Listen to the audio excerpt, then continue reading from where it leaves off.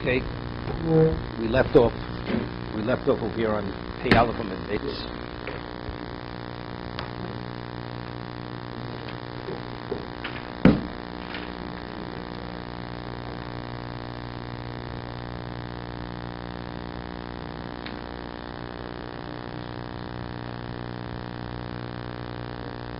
About 11 lines up from the bottom, Pei Aleph and Beis.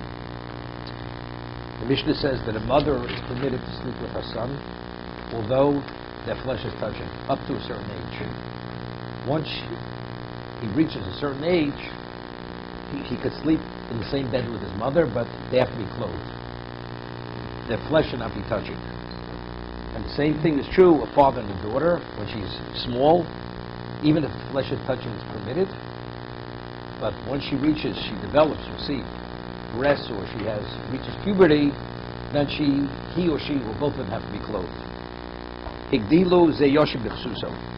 So we discussed when we learned the Mishnah. It doesn't say ze yoshim b'chsuso v'hi yishena b'chsuso. He sleeps in his garment, and it seems that only one of them has to be clothed. As long as the flesh is not touching, that's sufficient.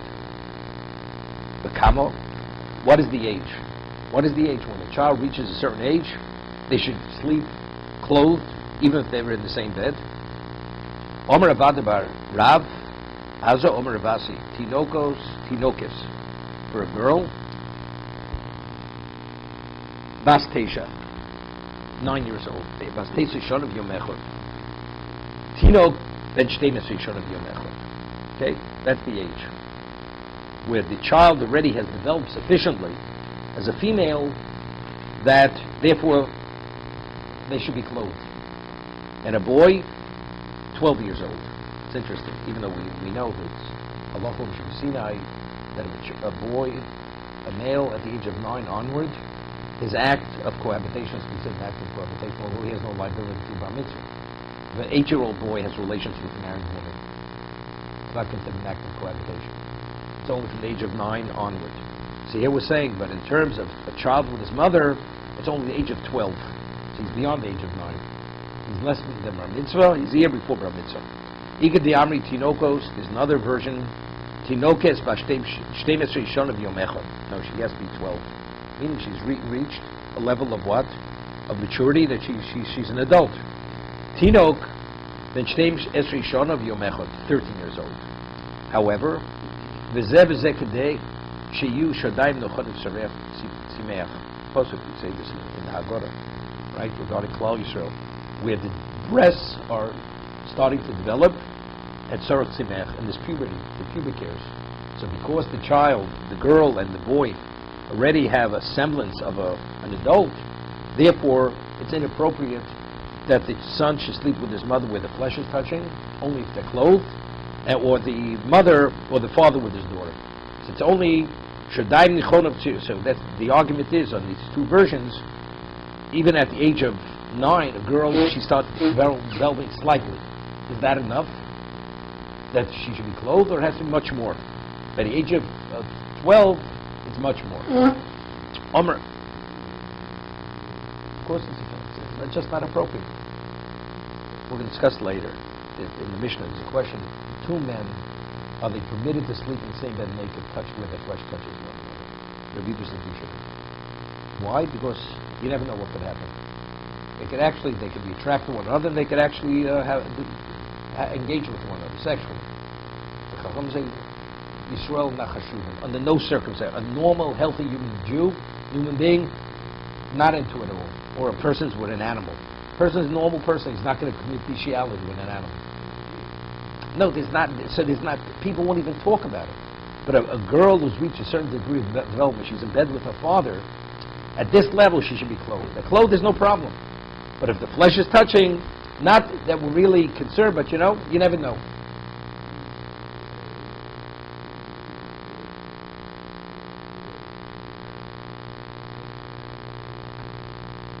Liability to the adult. No, he can't procreate. Not procreate. A child cannot procreate until he's 13. It's more Sanhedrin. A child cannot impregnate a woman. Yeah, like the with a woman, it's considered adultery. She's put to death. That's the liability. That's Well, that's what I pointed out. That's what I pointed out. It says a boy is what? It's 12. No. It says 12. 12 years old. So you see, it has nothing to do with the act being a sexual act. That's what I pointed out. Even though regarding that, it's called a sexual act from the age of 9. Nevertheless, he's permitted to be in bed with his mother, although they're not clothed. That's the point I was making. Okay? Omer Achrom Bar Papa, Omer Avchislo Shorel L'Shein Bosha Lamod L'Pnei Orom. Fun of Orom. This is only if the girl, the daughter, is not ashamed to stand in front of her father naked. Like 5-year-old, 3-year-old girl, she's not ashamed, right? Maybe a stranger, but we're talking about her own father. Aval Bosha Lamod L'Fanav Orom Osir. She shouldn't. Then even younger, my timer, Yetza Al B'Sho. It's an indication she already, the Yetza Hora has relevance there. She has a desire. So because she understands her femininity, therefore as a result of this, that's the reason why it's inappropriate.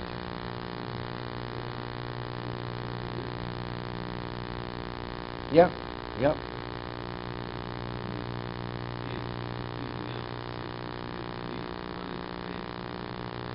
It's a combination of both. Yetza Al B'Sho. She's already engulfed or cloaked, enwrapped with the Yetzer, with the inclination towards it. No. It's young. All these are all offensive. Never in Yisrael, even as an adult. A mother and a son, if they're clothed, is not even a question. Permitted. Before that, if they're not, it's just inappropriate. It's inappropriate.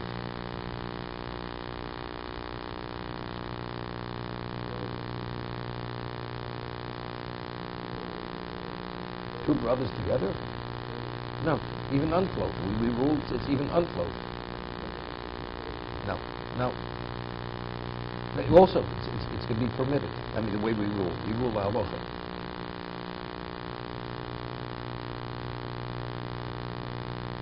Ravacha bar Abba, we'll see, was the grandfather. Equal to be Rav Chisda, Chasnei. He went to the home of Rav Chisda, who was his son-in-law. Ravacha bar Abba. Shakli bar Brate, he took his granddaughter. This was the daughter of his daughter. Osvua b'kanfei. And he took her into bed with him. And he took her into bed, and we're talking about they were not clothed. Little girl. Grandfather taking his little granddaughter into bed with him. It wasn't, God forbid, for any sexual reason. Omar lei. So Rav Chisda, the son-in-law, says to his father-in-law, Ravacha bar Abba, L'sova lo mar de mekatcha. He said, don't you realize our daughter, we married her off, even though she's a minor. Father's able to marry off a child even if she's a minor. So she's Neshes Ish, meaning like this. There may not be a problem, a grandfather with a granddaughter, as the relationship of Bas Bito. It's like a father and his daughter.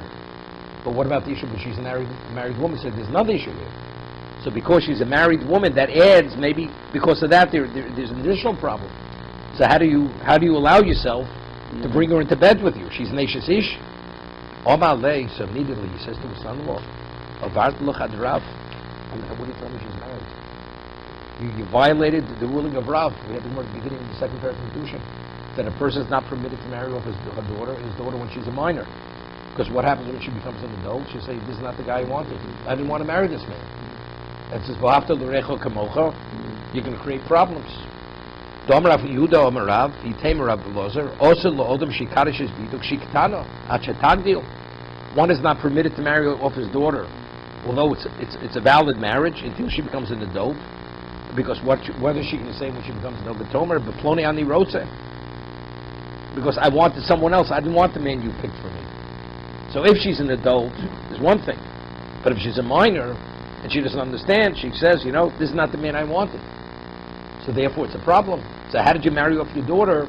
So firstly, Ravacha bar Abba never even considered that she was married. She's a minor.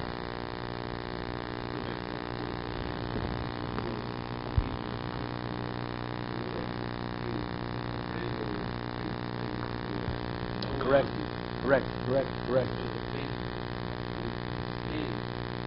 because now you're introducing, no, because first he said because she's Neshes Ish.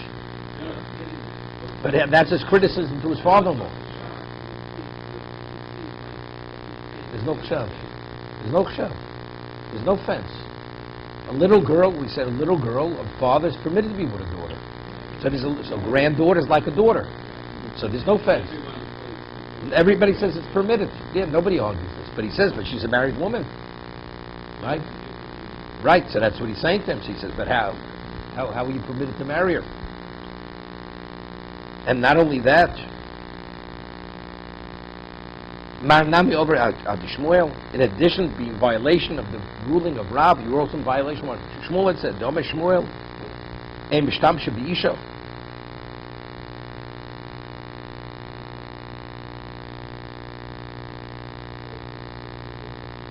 What? Rav Chizda said to his father, he said, you violated what Shmuel said, Ein Mishtamshe B'Isha, that you should not accustom women to be involved with men. Because if you allow the intermingling, ultimately it could come to not good things. So therefore you should not use a woman for whatever means. So here, by taking your daughter and your granddaughter in bed with you, you're creating a certain connection to a man. So I rule like the other statement of Shmuel. It's not a problem. If you do it, if you use the woman because, let's say you have a restaurant, and what do you have? Waitresses rather than waiters. Because men are more attracted to women than to men. They like women serving. They don't like men serving them. Although a man can serve as well as a woman. If that is the reason why you're doing it, you're doing the wrong thing. We're talking firstly, let's say the women would be Jewish women. So therefore, the women understand part of their role is not just to serve. It's really to intermingle. It's not a healthy thing. That's mishtamshik. But let's see another reason why. So the father says over here, the grandfather, I'm doing it because I want to show my affection for my granddaughter because of my daughter. Because when I show my affection for my granddaughter, I take in bed to me, this gives my daughter pleasure. To show her that the grandfather loves her child. That's the reason. That's the Shem Shemayim. Rashi says, that I brought into bed has nothing to do because she's a married woman or she's a woman. I want to give pleasure to her mother to show my affection for her daughter. Since when a daughter sees that a grandfather shows the affection to the granddaughter, that gives pleasure to the daughter. And that's my intent. It has no relevance to Mishtam Shabisha. That this is, you're actually exposing the woman to a type of behavior which is ultimately will lead to something not good. It has no relevance to this. This is a grandfather showing his affection to his granddaughter. So they say, the Mephoshim say, so what is the matter? If you remember, Tosi says at the beginning of Ish Mekadesh, that today that we live in Gogos, we can never know what tomorrow will bring with all the displacements and everything. Today, we do marry our daughters as minors, because today we were secure, we're able to do it. Tomorrow you don't even know. If you know when she becomes an adult, she'll be able to find a match. It's one thing. But today, that we don't know what tomorrow will bring because of the continuous issues with anti-Semitism and displacements, therefore you marry off now. Also, others say also, it had to do during the, there's known, among the Arabs in Ashkelon, that it was known, in the Middle Eastern countries, Jews married off their daughters when they were minors. Why? But the girl, the wife, did not go to husband until she was about 16 years old. Because Arabs would not touch a girl if she's a married woman. If she was single, they would rape her, or steal her, take her as a wife. The moment they hear she's married, they would not go near her. So it's really to protect their daughters, they would marry them off. Kiddushin, only kiddushin. And then when she was about 15, 16, then they would do the chupah. No reason to kiddushin. What's the reason? All Morocco, all the Middle Eastern countries, when they were exposed to, to the Arabs. Okay.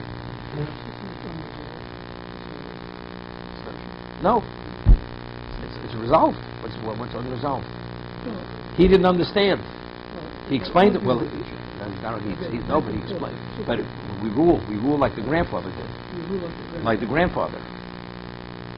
That if a grandfather takes his granddaughter and shows affection as a grandfather for a granddaughter, there's nothing wrong with it. Nothing whatsoever wrong with it. And that was his intent. I mean, the parshas cite the Gemara in Brachos, it says that Yochanan, that when women would go to the mikveh, he would stay outside the mikveh, so the women should look at him.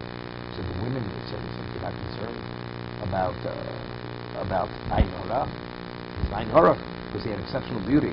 Rabbi Yochanan had exceptional beauty. So he said, he's from Zerush of Yosef because he's descended from Yosef. Yosef has a bracha from his father that he's not susceptible to Ayin Hara. But condition. But again, what about seeing women? You know why they're going to the mikveh? It may bring thoughts to you. It's not a healthy thing. The answer is Rabbi Yochanan is at a level of ineffective. Everything he did it purely for the sake of the women. It was l'shem shamayim. So the person's at that level, it's something else. But if you're not at that level, you're entering into an area where you can be affected by this. 2 points.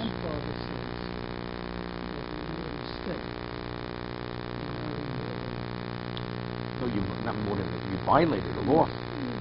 You violated. So that the answer, he didn't violate because he had his reason to do it. Because there are reasons that you're permitted to marry over minor. I know, I understand that, but of course. The Gemara doesn't say. Not he's wrong. You did nothing wrong because again, to show your affection for your granddaughter. No, he was defending it. No, really, what he was saying was, for Shmuel, the son-in-law said to him, you should have taken into consideration she may be married. So he says, why should I take into consideration? If I take that into consideration, that means you're in violation of Rav. That's the reason why I never considered that she was a married woman. She may be married, but that's out of the ordinary. You need a circumstance that she should be married. That's why he didn't suspect she was married. That's first thing. And the second thing is, even if she is married, it's not a problem because it's l'shem shamayim. Because my engaging my granddaughter, even if she be a married woman, has nothing to do with affection as a man to a woman, or rather a grandfather to a granddaughter. He was mistaken, not wrong. Mistaken. He was defending his position. Even according to you, what you're saying, I did the wrong thing. There was no reason that I should suspect she was married, because according to Shmuel, according to Rav, you weren't supposed to marry her off. So therefore, there's no basis even to consider she was married. He was narrow, okay? But again, it didn't make a difference he was narrow, because even if that is the case, it's still not a problem. Still not a problem. Because it's a grandfather-granddaughter relationship. It's not a man to a woman. It has nothing to do with this.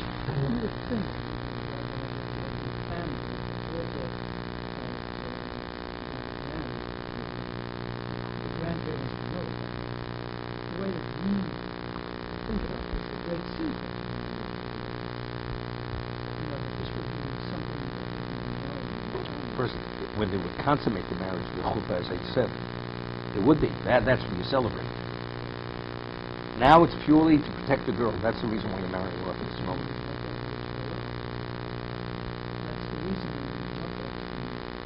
Okay, but the grandfather lived in another community. It's only for the people in that area, they should know she's a married woman. You know the Rabbah rules, interesting, in Hilchos Avelus, that you're not supposed to be a bearer of bad tidings, at least in the Gemara itself. Let's say somebody dies, he says, did you hear so-and-so died?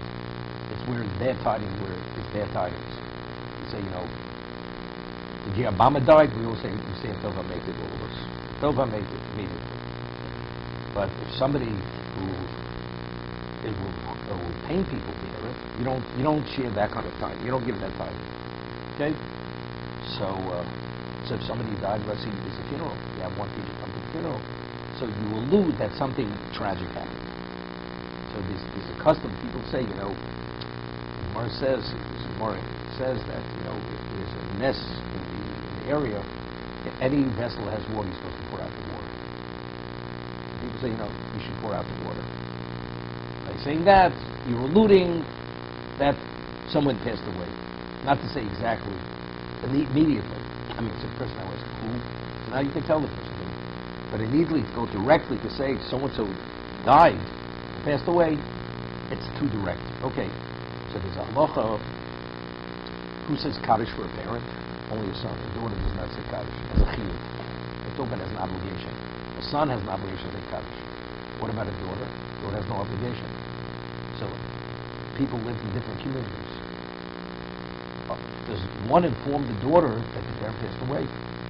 A son has to be informed that his parent passed away because he has an obligation to say kaddish. But a daughter who has no obligation to say kaddish, you're not supposed to inform the daughter. Not supposed to inform the daughter. No, which means if the daughter is going to come to the cemetery, to the funeral, that's covered on this. Let's say the parents would have wanted the daughter to be at the funeral. So you have to inform the daughter, like you have to inform the son to say kaddish. You have to inform the daughter, parents are. Let's say the daughter's not coming to the funeral, just to tell her that her father passed away, her mother passed away. You're not supposed to. What about your obligation? Doesn't make a difference. If you don't, no. A person only has an obligation if he's aware, but if he's not aware, he has no obligation. Has no obligation. No obligation. Son has to be, but the main emphasis is the kaddish. The son has to say kaddish for a parent because he elevates the parent. So therefore, the son has to be informed that either of his parents passed away. When is all the process of life? She's parting and synchronous and so forth. It's fine. She's in the dark. Look, ultimately, it'll get back to her. You should tell her. We're talking Europe. They lived different countries. There's no way it would have ever come to her. If you want to write her a letter, correspond. This is what happened. You shouldn't do it. You should not do it because it has no value. What's the value of doing it? And her not knowing she's not Ve'ilot, there's no point. She's not in violation. It's only once she knows, then it's a problem. Someone was out there enjoying themselves, really celebrating, and learned that during that celebration time, we're talking about there's no way the person could know. The person lives on another continent. And it's not, the person is going to cross paths with a... No, but here it's saying, a visitor comes to town, and he knows this information. Now he's in town. Saying he's not permitted to tell his wife. You should not tell the person. You should not tell the person. She could have. But at one time, the way society existed, they didn't know. In many cases, a famous story from what we didn't see. You know, the Gemara speaks about Shmur Rechok and Shmur Rechok. That if a person hears about somebody's passing within 30 days, the person has to sit Shiva. First, Shiva, Shloshim every day. If it's after 30 days, just for the moment, the person sits down, takes his shoes off, sits down for the moment, and it doesn't have to do more than that. Because it's Shmur Rechok. That means it's something which happened in the past, but if it's within 30 days, it's like it just happened. So there's a story with the Nitziv, so somebody visited Babazhin, and Nitziv says the man introduces himself, he comes from such and such a town. He says, I have a brother who lives in that town. How's he doing? And the person was going to say something. And he had a certain look on his face. Nitziv says, I have to say public lecture, we'll talk about it later. And he said, Yeshira. And later, the man comes in and says, what happened? He says, his brother passed away 3 years ago. He was unaware of it, that his brother passed away. So Nitziv says, I understood exactly what happened, but if I didn't hear it from you, I'm just surmising it's not enough to classify him as a novel. As a novel, since of course he's not permitted to say Bashir, and he wouldn't have been able to say Bashir. So therefore, he said, I put you off. And later, but ultimately I knew exactly what you were going to tell me. That's the Torah we did. Gemara says, Gemara Psalm also, Rav and Reb Chia. Reb Chia was Rav's uncle. Reb Chia was Rav's uncle. And he was related to Rav. He was a half-brother to his mother, half-brother to his father. both parents. Okay, it's a riddle. You figure it out. Take a look at Gimel of it. So the Gemara says over there that so Rav comes to his uncle and he says to him, how's your father? Well, yes, I want you to ask about my mother. He says, how's your mother? He says, I haven't even responded on my father. What are you asking about my mother? Because Rav didn't want to be a bearer of bad tidings. But Rav, he understood immediately that both his siblings passed away. It says he told the shamas, take off my shoes. He sat down for a moment, and that was it. And that was the story. Rav and Ruchi had no idea that Ruchi was the Gadol Hador. A lot of information came to him. That information didn't know. And Rav's father was no ordinary person. Okay? Further. Lo yilmad odom ravok. Hebrew. A ravak means a bachelor. There's a difference between a man who is married and widowed or divorced. He's not called a ravak. Ravak means a person who was never married. Okay? So a man who was never married, because he never in any way ever satisfied his sexual desires, we say, there's more of an issue of allowing him to sequester himself with women, because he was never involved. But let's say a man who at one time was married, although he's no longer married, but let's say his wife's out of town, or as I said, he's widowed, it will be less of a problem. We'll discuss this in a moment. We're talking about a person being a teacher. The Rebbe teaches small children. Gemara says in Brochos, Noshim b'ma'izachir. Remember the Gemara. It says at the end of the term when Hashem gives out reward, the women receive the reward before the husbands. Why? Howard, remember the Gemara, Brochos. It says for two reasons. Because they wait up late at night for the husbands to come back from studying Torah. So they give the husband that sense of value. And also they take the children, the Beis HaKnesses, to be taught by the Cheder Rebbe, by the elementary school Rebbe. In those days, they had what they called a malamed, a teacher. He was in shul. And the mother would bring her children to the shul and he would teach them. There weren't many people there. So if the mother would bring, it was like a tutor, a private teacher. So the mother would sequester herself with a man. It's a problem. So if he's married, so first if he has a wife there, so it's not an issue. But if he's a single man, it's much more of an issue. What? No, it's a little child. Okay. So as a result of this, lo yilamed or lo yilmer odom ravak sofim. He should not assume the position as an elementary school teacher. With young children are brought in to be taught by their mothers. Lo silmad isha sofrim. Whoever had a woman being a teacher. So the fathers go. The fathers come, and they bring their children to the woman teacher. So they'll sequester herself with the woman. She's a single woman. Single is a single woman. Yeah. We're really not differentiating. We'll see. Rebbe Lozo ma'afi she'en loisha lo yilamid sofer. It's not only a ravik, he says, we have to be concerned, even a man who no longer has a wife. He had a wife, he satisfied that desire, but there's still a concern. A man who no longer has a wife, it's a concern. I told over a story from Shlomo Zalman Auerbach. He ruled every area of halacha. And after his wife passed away, a woman came to discuss something of a very personal issue, but it touched upon sexuality, relations, men and women. And he says to her, I don't rule on that area anymore. Since my wife passed away, for that, go somewhere else. Since I don't have a wife any longer, even though we're talking about the man who was in his 80s, you never know. I don't discuss it in detail. I don't want to be exposed to this. Go speak to someone else. And he recommended she should go to someone else for the psak. So therefore, Rabbi Yehuda says, what the Gemara Rabbi Lo says, Afi she'en lo isha. And the Gemara says, although even if he doesn't have the wife, but he was married at one time, he widowed or whatever, also not. No, you're right. He's extending. There's a greater concern. Lo Rabbi Yehuda lo yireh ravak behemo. A man who was never married should not be a shepherd. Well, you never know. He never satisfied that desire. He's by himself in the field with the animals. You never know what could happen. Two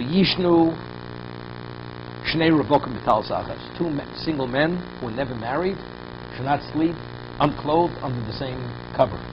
Because you never know what it could lead to. Some people who are never married. Chachomim matiri. Chacham says it's permitted. Why? Because the Gemara says, because Jews, this is something which was never accepted. It was never accepted by Jews. Homosexuality or bestiality, it's something which is so foreign, not to be concerned. A Jew would never consider it.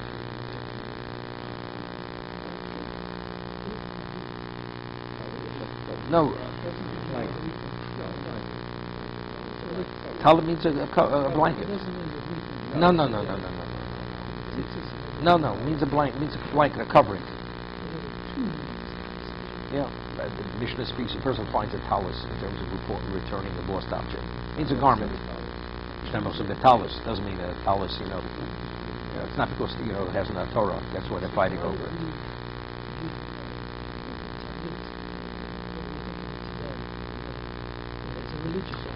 No, it is because factually it's a garment. What do you put tzitzis on the talus? The Torah doesn't say talus. It says ksuscha. It says your garment. Right? It's a garment. Okay. It happens to be we designate a specific garment for prayer, as they call it. It's interesting. The translation that they used to have. If you had the burnbound sitter, right? It was called prayer shawl. When they used to wear these rayon or silk talais and it just covered the shoulders, that's what it's called. It wasn't a proper talus. The size wasn't proper and the strings weren't proper. But a talus means a garment. A garment covers the majority of the back of your back. That's what a talus is. It's a garment. It's a garment. To walk on the garment, you're required tzitzis. Okay.